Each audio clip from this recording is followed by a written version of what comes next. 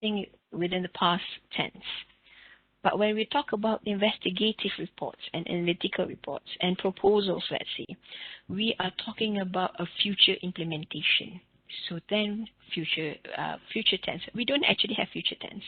We have what we call an auxiliary, which indicate a future event. Like for example, the word will, would, could, all these models, what we call model, bukan models, yeah? So models that we use to indicate a possibility. Possibility, yeah?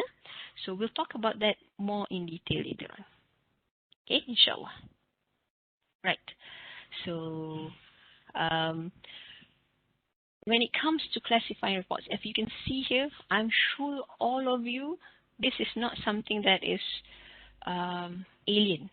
Credit reports, process description, job description, news releases, market analysis, budget reports, policy statements, service manuals, audit reports, committee reports, sales reports. Oh, banyaknya report, you know. All of this, nampak, ya Allah, banyaknya. But then it seems when we sit down and we think about it, wow, I've actually read and produced a lot of these types of reports, mashallah, right? So the thing is, this is not something that is particularly alien to you.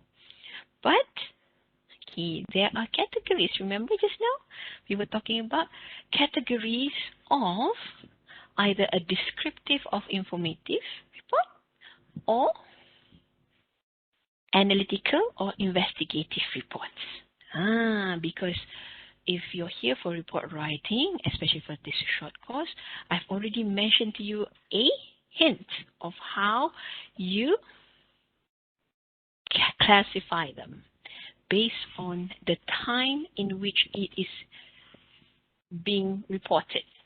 Because the element of time in English, they mark time. Yeah, they mark time. So, for example, why do I say it marks time? Because of the fact that everything is in the present or in the past. We don't mark the future. We mark the present and we mark the past. Yeah, something that has happened and something is currently happening. What is happening is something that we call possibility models. Before this, I know in school, teacher always, English teachers would say there's future tense. Future tense. I learn about that as well when I come to UTM. When I learn from my teacher, I say, oh, there's no future tense. Ya Allah, bid'ah selama ini. And then only I was like, begitu. So it's just an indication of possibility. Okay, coming back yang ini kan? Cik tengok here. Okay. I give you this week. I give you free answer lah. Everyone can answer. Next week when we meet, nanti I give you slightly challenge lah, because next week is already Ramadan. Nanti mata nak katuk. No, we have to be slightly active, because after 4 o'clock surely we are active because we want to go back and cook. Correct or not? And prepare for iftar.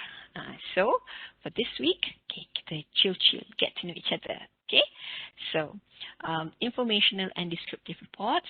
Okay, if you can see, there's more types of informational and descriptive reports. Job descriptions. Job descriptions, they are not, you mentioned just now, Naimah, mention apa? That job descriptions or informational or descriptive reports is usually in the past. That is true, I did say that. But at the same time, if it's a descriptive report and job descriptions are the same, then they are written in the present tense. They are written in the present tense if a job description is also considered an informational type of report, because it's a type of record that we can pass to everyone who is doing the same job description. So we will write it in the present tense, because when the person reads it, okay, your job description is to do A, B, C, D, O, E. So I have to do this. For as long as I am holding this position A, these are my job descriptions, which are always written in the present tense. Okay. So committee reports can be something in the, it can be a job description or what the committee will do throughout its appointment. And then that can be written in present tense, while whatever that the committee has done throughout their period as committee members, that will be written in the past tense. Okay, the same as sales report. We can't report sales that are current. Everything that is considered sales have already passed, means completed, correct? So when it's completed, then it will naturally be past tense. Yeah? And so is credit reports. But when we take a look at the three analytical and investigative reports, budget reports, market analysis, and also audit reports. Okay, market analysis is evidence, but what does that market analysis indicate? Because through market analysis, we strategize, correct? We strategize on how well we can appeal, how well we can fit, how well our strategy going to work in the market. So that's a part of the reporting part of the market analysis is done in the past tense, while the strategy of how we are going to penetrate that market will be in the future indication, a possibility of what to do. Yeah, so we call it in the future voice. Yeah, it's voice. It's not tense. It's voice. So that's audit reports. I'm sorry, that's a market analysis. Audit reports. Okay, you may see, audit reports. Whatever is being audited, what are the things that has been audited will be reported in the past tense, and what are the recommendations to make things better, because audits are all about that. And I understand how many thousand millions audits there is in this particular university.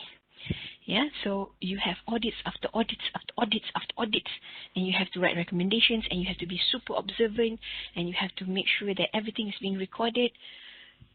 We are living in the era of where things are very much recorded, but we need to organize those records, which means that it is not surprising that in future there will be more types of reports that will be available, and that means more work for us. Yeah, can I would imagine, because now in Language Academy per se, there is a lot of staff who's retiring now. Most of them are my teachers, and everyone is like, Alhamdulillah, we are retiring. There's so much work now to do. Thank you. Good luck to us. Okay, because of the fact that, we are done and over with all these things that we need to just, leave behind. Okay, all right. That's all I've been hearing from the future retirees rather. Okay, so we are now going to quickly move on to how we assess our audience. Now, remember just now, we were talking about the types and classification of reports and the tense, future, past tense or present tense in the use of reports.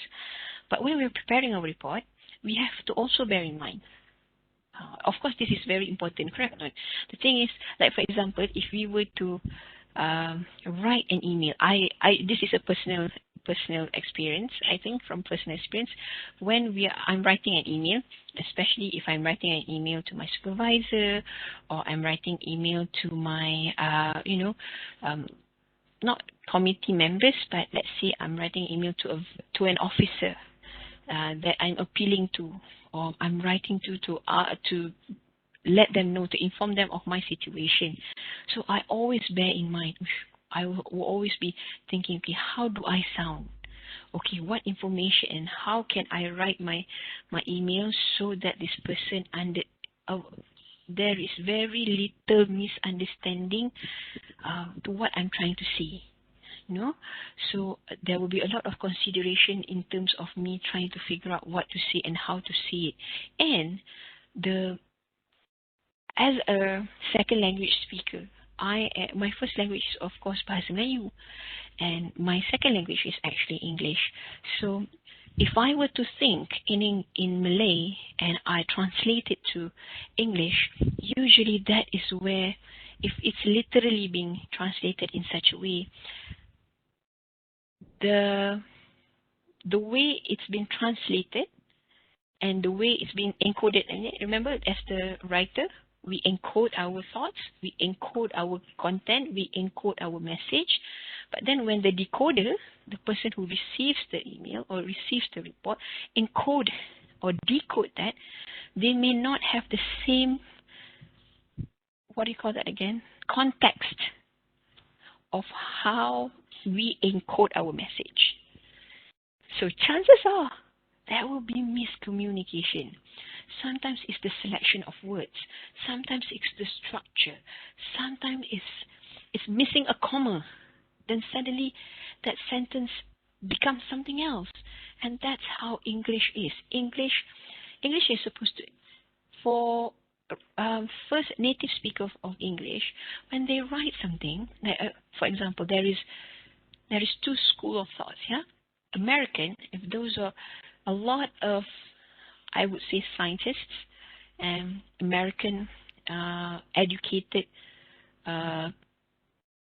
English speakers or English learners, they are used to having things said directly.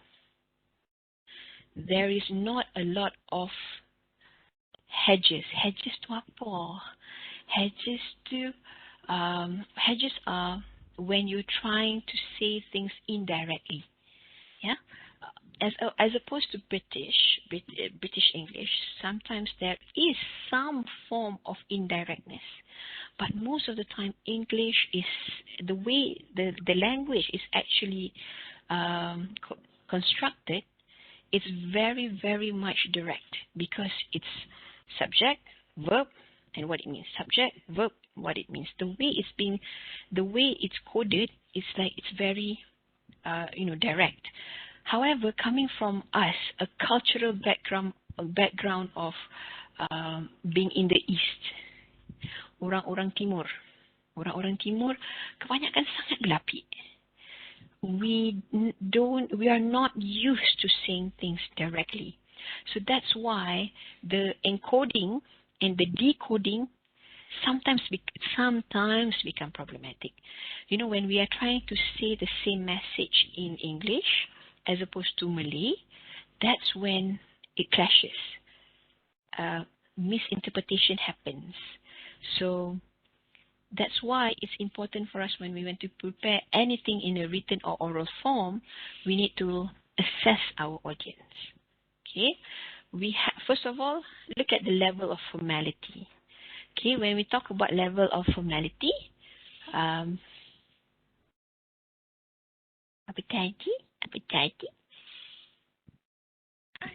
so when we talk about the level of formality, is it going to be my immediate superior, or is it going to be someone higher up? Okay, are we writing to a particular officer outside our department? So all of these considerations, will decide the level of formality of what we are trying to say, of what we are reporting. So that's number one. And it would be slightly more helpful if we were to know this person. Like, what is the general field? Have we read anything that this person has written? An email, let's say, or we have personal communication. If we get to know that person even slightly, maybe it can help us in the encoding process, because we want to appeal to that person so that that person could understand what we want to do immediately. So that's an additional only. That's like it's an option, accessory option. So ask these questions to yourself when you're writing your report.